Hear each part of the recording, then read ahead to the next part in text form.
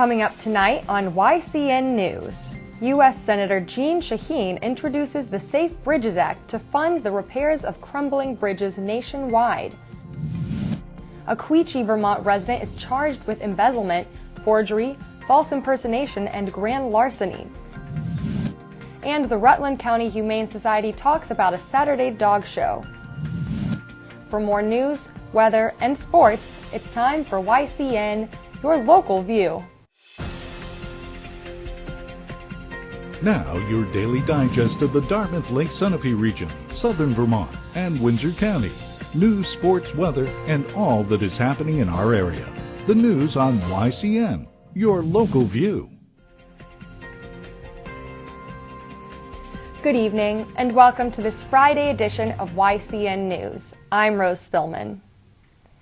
Just as New Hampshire lawmakers are debating hiking the gasoline tax to pay for road repairs, so is one member of the state's congressional delegation moving forward with infrastructure repair.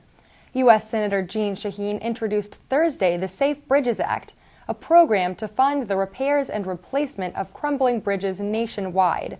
Some of those bridges are in New Hampshire. Car and commercial truck drivers are at risk using these worn-out bridges. Plus, a national repair program would put people to work.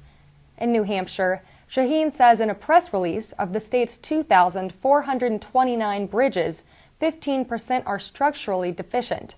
More than 18% of its bridges are considered by transportation officials to be functionally obsolete. Each year, over 2 million vehicles travel over New Hampshire bridges that are rated structurally deficient. Shaheen's Safe Bridges Act is supported in the U.S. House by Democratic Congressman Nick Rahall of West Virginia. National trade groups also support the bill. A 50-year-old Quechee, Vermont resident is charged by Hartford police with embezzlement, forgery, false impersonation, and grand larceny. Jane Concialdi allegedly embezzled over $126,000 from her former employer, New England Research in Wilder, Vermont.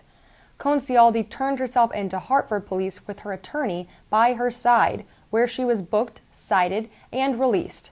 Concialdi was arrested Thursday on the charges after a lengthy investigation. She is scheduled to appear April 22nd at the Windsor County Court for her arraignment.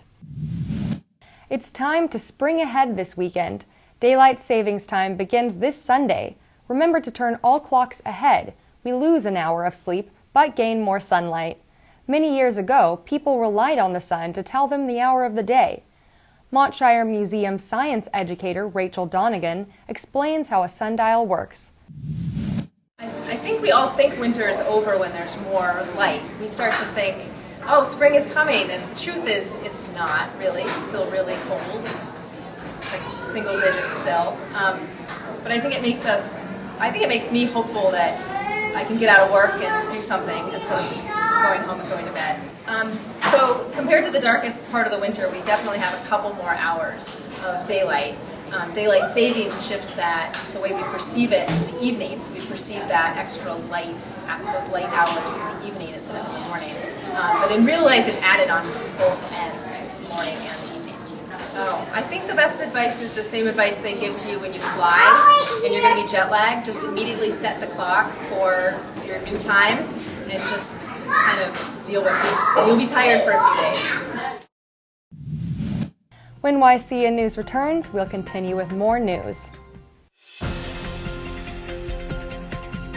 The YCN News continues in a moment.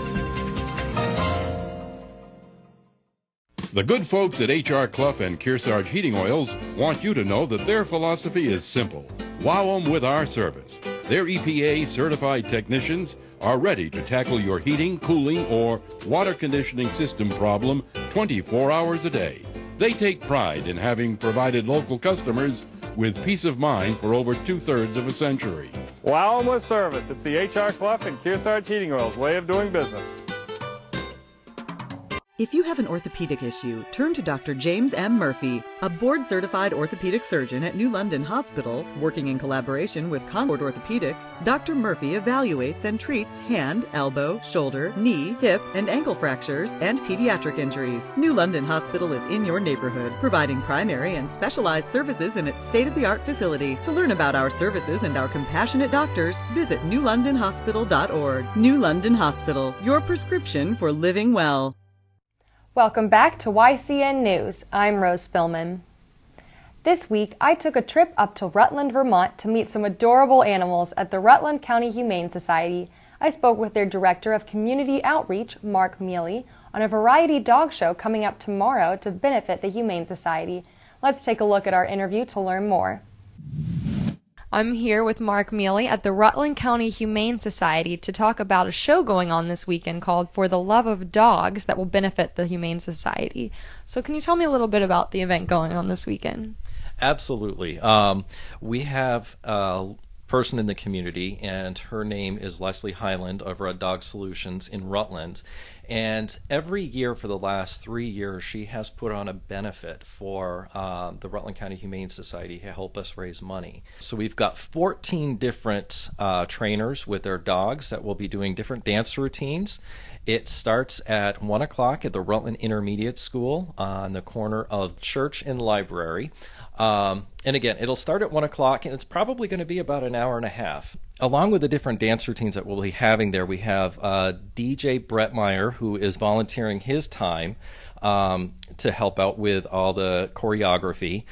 The people who are going to be up on stage, they are all volunteering their time as well. They are people who have trained their dogs to be able to do these routines, and they're part of Leslie's group, her circle of friends that come together and help out as well.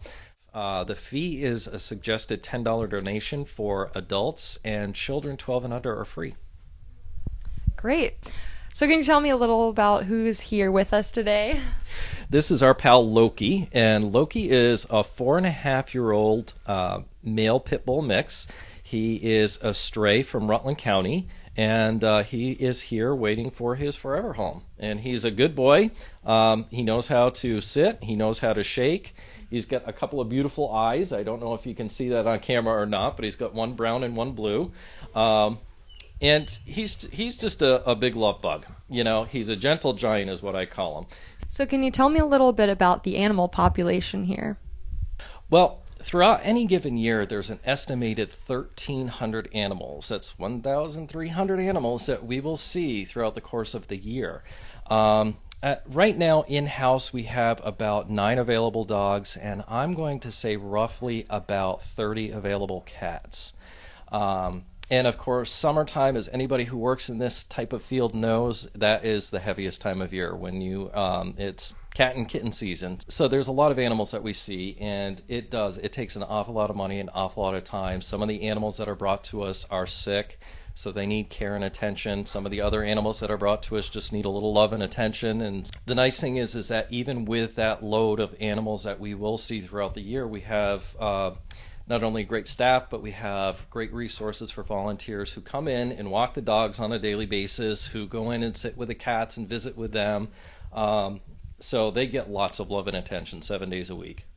I thank you very much for the visit, and we hope to see you on Saturday at 1 o'clock at the Rutland Intermediate School in Rutland. To learn more about how you can donate or volunteer to help the Rutland County Humane Society, go to their website at www.rchs.org. As this week draws to a close, next week in New Hampshire will be a busy one. It's town meeting day on Tuesday, a day when town and school budgets will be finalized. Voters will elect town and city leaders, including new school board members. In Claremont, 4 residents are running for 2 available seats. Polls in Claremont's 3 wards open at 8 a.m. and close at 7 p.m. on Tuesday. Wards 1 and 2 vote at the Claremont Middle School. Ward 3 votes at Disnard Elementary School. The YCN News continues in a moment.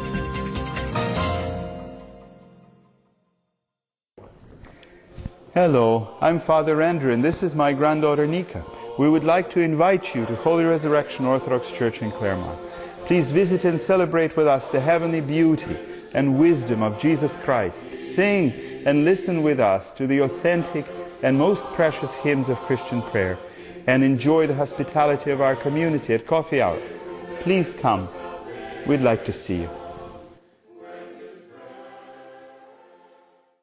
At the Barton Insurance Agency, you also get the best of both worlds: high-tech convenience and hometown service. For over 59 years, the Barton Insurance Agency has provided quality insurance services to the people and businesses of the Lake Sunapee and Kentucky regions.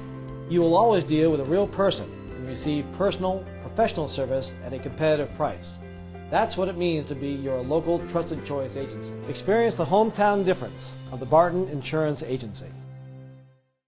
Welcome back to YCN News. I'm Rose Spillman. Now Matt McDonald will have a look at our weather for the next 5 days, and he'll take a look at some local high school sports. Thanks, Rose. Tomorrow will be sunny with highs in the 40s and lows down to 9 degrees, so make sure to bring a warm jacket when you go out. Sunday will have a high of 33 degrees with lows in the teens. Monday's highs will be in the 40s with lows in the upper 20s, and Tuesday will have a high of 44 degrees with lows in the teens. Wednesday, we're expecting some snow showers with highs in the 30s and a low of 11 degrees. And now let's look at the northeastern and national radar maps.